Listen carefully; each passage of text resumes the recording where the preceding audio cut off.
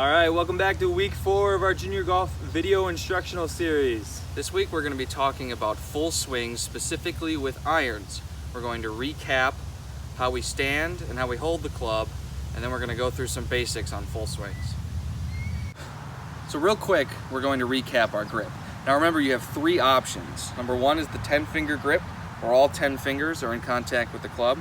Number 2 is the overlap, where our bottom hand overlaps our top hand.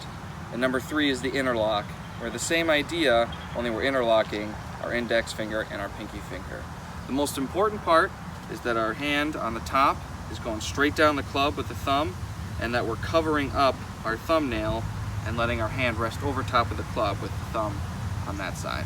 Alright, so we're going to quick recap stance. We're going to start with a nice wide base. Our feet are shoulder width apart, knees are slightly bent, and we're slightly bent over at the waist. When we're holding the golf club, we don't want to be reaching out too far, don't want it too close to our body. Wherever our arms naturally hang, that's where we're going to grip the golf club and let it sit. So from there, now we're in good position to make a good golf swing. Alright, so we're going to talk about swing basics. So the first thing I want to talk about is ball position.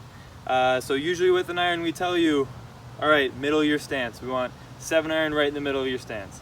But we're going to elaborate on that a little bit today. So if we want to change the height of our golf ball, we can move it around. So if I'm just hitting a normal shot with a pitching wedge, I might have it slightly back in my stance. If I'm hitting a normal shot with a 7-iron, it's going to be in the middle of my stance.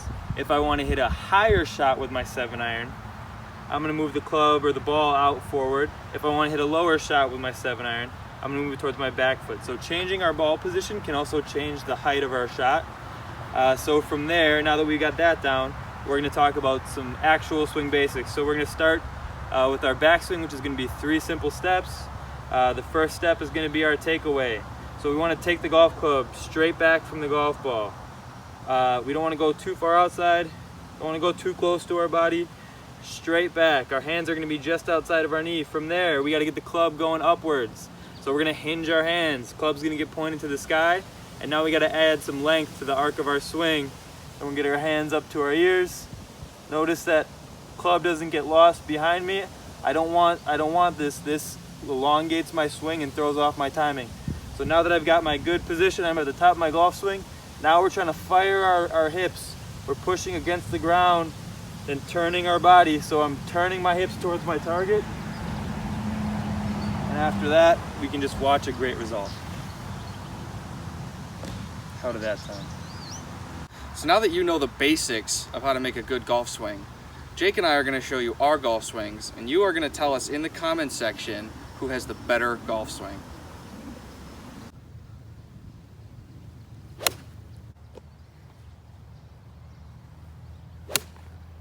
Alright, that wraps up week 4, swing basics with an iron. This week we recapped our stance and our grip, and we introduced the basics of a golf swing. Be sure to comment which swing you thought was better. Thank you guys for tuning in. We'll see you this Tuesday.